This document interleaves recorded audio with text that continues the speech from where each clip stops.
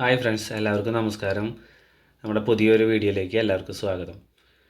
ഇന്നത്തെ നമ്മുടെ യാത്ര അമ്പലപ്പുഴ ശ്രീകൃഷ്ണസ്വാമി ക്ഷേത്രത്തിലേക്കാണ്. ഒരു ഞായറാഴ്ചയാണ്, ഒഴിവ് നോക്കിയിട്ട് നമ്മൾ യാത്ര പുറപ്പെടുന്നത്. രാവിലെ ഒരു 4:30 ആയപ്പോൾ തന്നെ ഇറങ്ങിയിട്ടുണ്ടായിരുന്നു വീട്ടിൽ നിന്ന്. ഇരുട്ടായിരുന്നു ഇറങ്ങുന്ന സമയത്തൊക്കെ. മണ്ണുത്തിയിലെത്തിയപ്പോൾ നമ്മൾ മണ്ണുത്തിയിലെ അടിപ്പാതയാണ് ഇപ്പോൾ കടന്നു പോണത്. ഒരുപാട് നാളത്തെ ആഗ്രഹമാണ് ഉണ്ണിക്കണ്ണനെ കാണണം, തൊഴണം എന്നുള്ളതൊക്കെ. വൈഫ്, മോള്, പിന്നെ പെങ്ങളുടെ മോളും കൂടിയിട്ടാണ് ഞങ്ങൾ 4 ആളാണ് ഇപ്പോൾ യാത്രയിലുള്ളത്. കാലത്ത് നേരത്തെ തന്നെ പോന്നു, കാരണം ഒരു 4 മണിക്കൂറോളം യാത്ര ഉണ്ടാവും നമുക്ക്. 150 കിലോമീറ്റർ ഉണ്ട് തൃശ്ശൂരിൽ നിന്ന് അമ്പലപ്പുഴ എത്തണമെങ്കിൽ. ഇന്നിപ്പോൾ നമ്മൾ അവിടേക്ക് മാത്രമായിട്ടാണ് പോണത്. അമ്പലപ്പുഴ പാൽപ്പായസം കഴിക്കണമെന്ന് കുറച്ച് നാളായി മോള് പറഞ്ഞുകൊണ്ടിരിക്കണം. അപ്പോൾ ഇന്നാണ് ഒഴിവ് കിട്ടിയത്. ഈ നേരത്തെ ആയതുകൊണ്ട് തന്നെ ട്രാഫിക് പൊതുവെ കുറവായിരുന്നു. തിരക്കോ ഒന്നും അങ്ങനെ കാര്യമായിട്ട് ഉണ്ടായില്ല. നേരം വെളുത്ത് തുടങ്ങിയപ്പോൾ ആലപ്പുഴ എത്താറായി തുടങ്ങിയിട്ടുണ്ട്. ആലപ്പുഴ ബൈപ്പാസ് വന്നതുകൊണ്ട് നമുക്ക് നല്ല സൗകര്യമായി. ടൗണിലത്തെ തിരക്കോ കാര്യങ്ങളൊക്കെ ഒഴിവായി കിട്ടിയിട്ടുണ്ട്. ഇപ്പോൾ ഈ അരൂർ ഭാഗത്തൊക്കെയാണ് ഇപ്പോൾ ഇത് എറണാകുളം കഴിഞ്ഞിട്ട്. അവിടെയൊക്കെ NH 66 പണി നടന്നുകൊണ്ടിരിക്കുന്നുണ്ട്. അത് മുകളിൽ കൂടെ കുറേ സ്ഥലത്ത് പോണ കാരണം കൊണ്ട് താഴത്ത് വലിയ കുഴപ്പമില്ല. പക്ഷെ എന്നാലും ട്രാഫിക്കിൻ്റെ പ്രശ്നങ്ങളുണ്ട് അവിടെ, വർക്ക് നടക്കണ കാരണം കൊണ്ട്. പിന്നെ കുറച്ച് കഴിയുമ്പോൾ വീണ്ടും താഴേക്കാവും. താഴേക്ക് വരുന്ന സ്ഥലത്ത് കുറേ സ്ഥലങ്ങളിലൊക്കെ വർക്ക് നടന്നു കഴിഞ്ഞു. ഇപ്പോൾ കുറച്ചൊക്കെ പൂർത്തിയായിട്ടുണ്ട്. കുറേ സ്ഥലത്തൊക്കെ എപ്പോഴും സൈഡിൽ കൂടെയൊക്കെ വിടുന്നുണ്ട്. അതുകൊണ്ട് തന്നെ കുറച്ച് സമയമൊക്കെ നമുക്ക് നഷ്ടമാവും.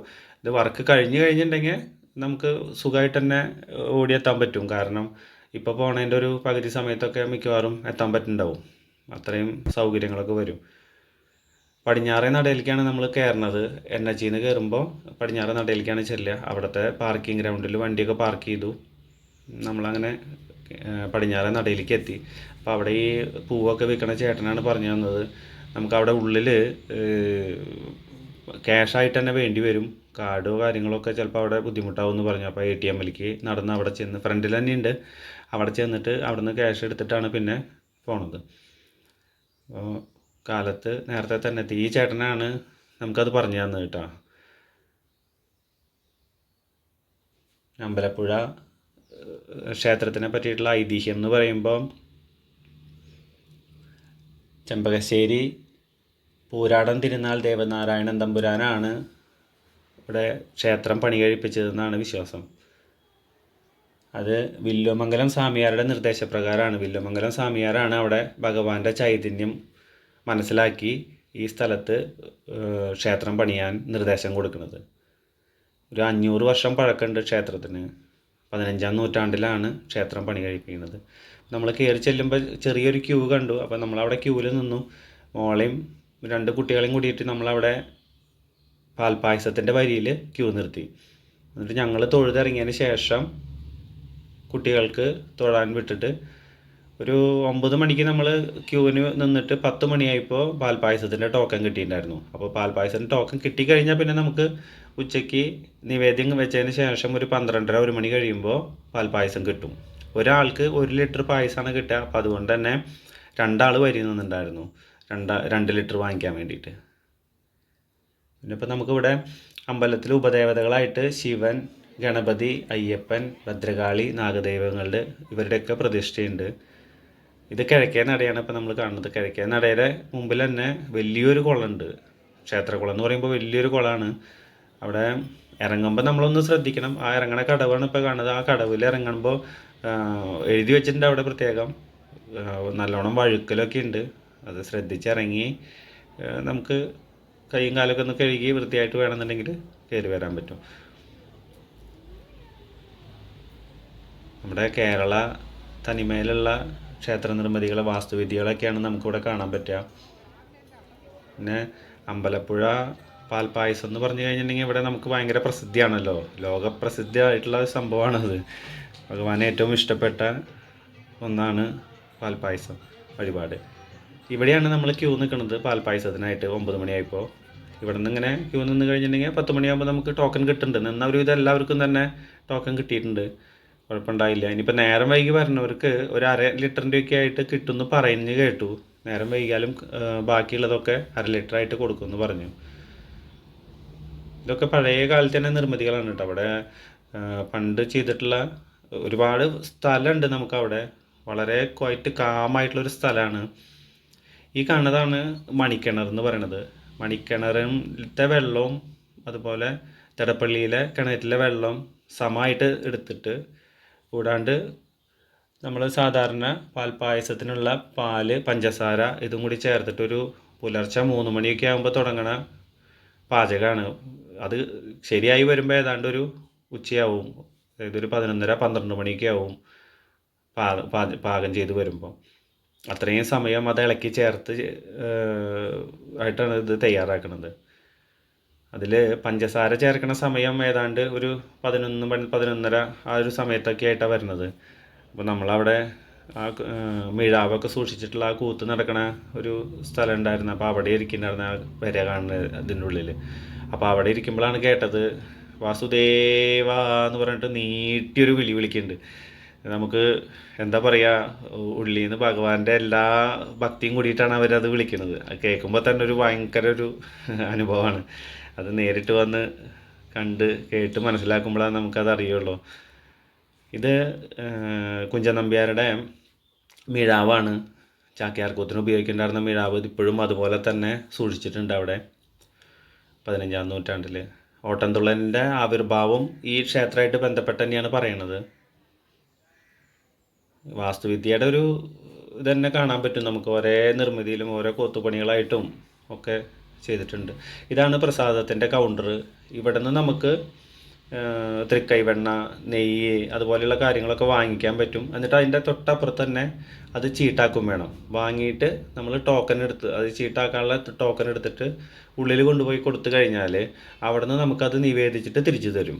അങ്ങനെയാണ് ചെയ്തത്. അപ്പോൾ ഈ തൃക്കൈവെണ്ണ എന്ന് പറയുമ്പോൾ അതിൽ വെണ്ണ ഉണ്ടായിരിക്കും, പിന്നെ പഴം ഉണ്ടാവും, പഞ്ചസാര ഉണ്ടാവും. ഭഗവാന്റെ പ്രസാദമായിട്ട് നമുക്ക് കയ്യിൽ കിട്ടുമ്പോൾ ഒരു പ്രത്യേക സ്വാദാണ് കേട്ടോ അത് കഴിക്കാനൊക്കെ. പുറത്തിറങ്ങിയിട്ട് നമ്മളെല്ലാവരും അത് കഴിച്ചിട്ടുണ്ടായിരുന്നു. പിന്നെ ഇവിടെ ഫ്രണ്ടിലായിട്ട് ഇത് കിഴക്കേ നടയാണ്. കിഴക്കേ നടയിൽ ഫ്രണ്ടിലായിട്ട് അവിടെ തുലാഭാരം നടത്തണ ഒരു സ്ഥലമുണ്ട്. ആ നേരെ കാണുന്നത് ഇപ്പോൾ അത് തുലാഭാരം നടത്തുന്നതാണ്. വഴിപാടായിട്ട് ആൾക്കാർ അവിടെ ചെയ്യുന്നുണ്ട്. പിന്നെ ഒരു 12 മണിയൊക്കെ ആകുമ്പോഴേക്കും എല്ലാ നിവേദ്യങ്ങളും കാര്യങ്ങളൊക്കെ വെച്ച് കഴിഞ്ഞ് ശീവേലിയും കണ്ടിട്ടാണ് നമ്മൾ തിരിച്ചു പോരുന്നത്. എല്ലാം കഴിഞ്ഞിട്ട് ഭഗവാന്റെ പള്ളിപ്പാന എന്ന് പറയുന്ന ഒരു സംഭവം ഇപ്പോൾ അടുത്ത് നടക്കുന്നുണ്ട്. ദ്രവ്യകലശം, പള്ളിപ്പാന എല്ലാം കൂടിയിട്ട്. അപ്പോൾ അതാണ് ആ ചേച്ചി പറഞ്ഞ് വ്യക്തമാക്കി തരുന്നത്.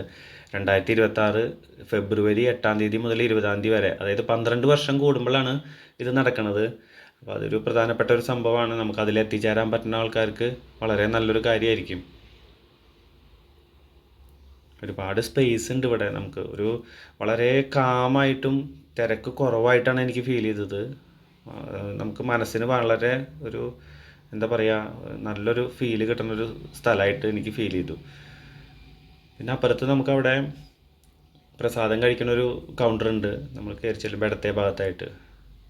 അപ്പോൾ അവിടെ തന്നെ കുറച്ച് നേരം ക്യൂ നിന്ന്. ഒരു 12 മണിയൊക്കെ ആയപ്പോൾ കുറച്ച് നേരം അതുവരയ്ക്ക് നമ്മളവിടെ റെസ്റ്റ് ചെയ്തു. കാരണം വെയിലൊക്കെ ഉണ്ടായിരുന്നു. പിന്നെ പ്രസാദം കിട്ടണമെന്നുണ്ടെങ്കിൽ, പാൽപ്പായസം കിട്ടണമെന്നുണ്ടെങ്കിൽ 1 മണിയോടെ ആവുമല്ലോ. അപ്പോൾ കുറച്ച് നേരമൊക്കെ അവിടെ റെസ്റ്റ് ചെയ്തു.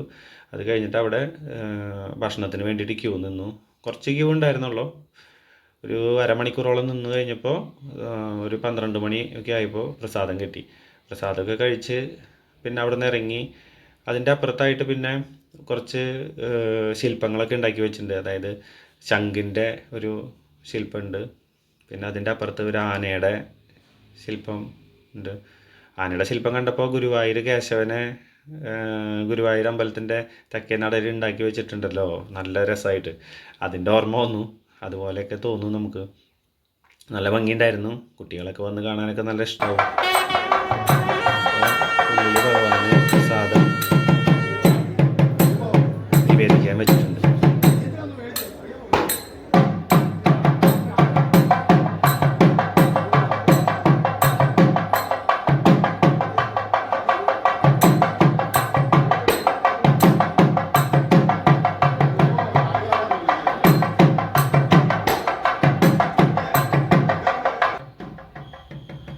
ഇനിയിപ്പോൾ ഇത് ഇറങ്ങി കഴിഞ്ഞിട്ടുണ്ടെങ്കിൽ കുറച്ച് നേരം കൂടി വെയിറ്റ് ചെയ്ത് കഴിഞ്ഞാൽ നമുക്ക് ശീവേലി കാണാൻ പറ്റുമെന്ന് പറഞ്ഞിട്ടുണ്ടായിരുന്നു.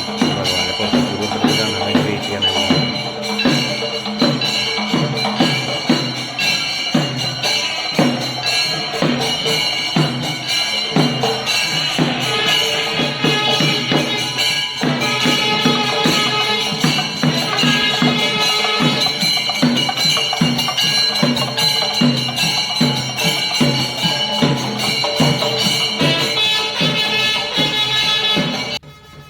പാർത്ഥസാരഥി സങ്കല്പത്തിലാണ് ഭഗവാന്റെ പ്രതിഷ്ഠ എന്നുണ്ടെങ്കിലും അലങ്കാരം കണ്ടത് ഉണ്ണിക്കണ്ണനായിട്ടായിരുന്നു. നല്ല ഭംഗിയുണ്ടായിരുന്നു കാണാൻ. തൊട്ടടുത്ത് വെച്ചിട്ടുണ്ടെങ്കിൽ നമുക്ക് കാണാൻ പറ്റും, ഒരുപാട് അകലെയല്ല. ഇപ്പോൾ പാൽപ്പായസമൊക്കെ കിട്ടി. പാൽപ്പായസമൊക്കെ ആയിട്ട് ഇനിയിപ്പോൾ വീട്ടിലേക്ക് പോകാനുള്ള സന്തോഷത്തിലാണ് എല്ലാവരും. ദർശനമൊക്കെ നല്ല രസമായി ഉണ്ടായിരുന്നു, സന്തോഷമായി എല്ലാവർക്കും. അമ്പലപ്പുഴ ക്ഷേത്രത്തിലാണ് ഇപ്പോൾ ഉള്ളത്. അമ്പലപ്പുഴ ക്ഷേത്രത്തിലെ കാലത്ത് 8:30 എത്തിയിട്ടുള്ളതാണ്. നമ്മൾ പ്രസാദമൊക്കെ വാങ്ങി ഭഗവാനൊക്കെ 2 പ്രാവശ്യം കയറി തൊഴുതു. പായസമൊക്കെ വാങ്ങി, അമ്പലപ്പുഴ പായസമൊക്കെ വാങ്ങി എല്ലാ സ്ഥലങ്ങളൊക്കെ കണ്ടു കഴിഞ്ഞു. കുട്ടികൾ 2 അതും കൊണ്ട് ഇപ്പോൾ അതേ വണ്ടിയുടെ അടുത്തേക്ക് പോയിട്ടുണ്ട്. 2 മണിയായി തുടങ്ങി. ഇനിയിപ്പോൾ ഇവിടെ നിന്ന് ഇറങ്ങാണ്. അടുത്ത പ്രാവശ്യം ഭഗവാൻ കാണാനുള്ള അവസരം തരട്ടെ. അപ്പോൾ ഇനി അടുത്തൊരു യാത്രയായിട്ട് വീണ്ടും കാണാം. നമസ്കാരം.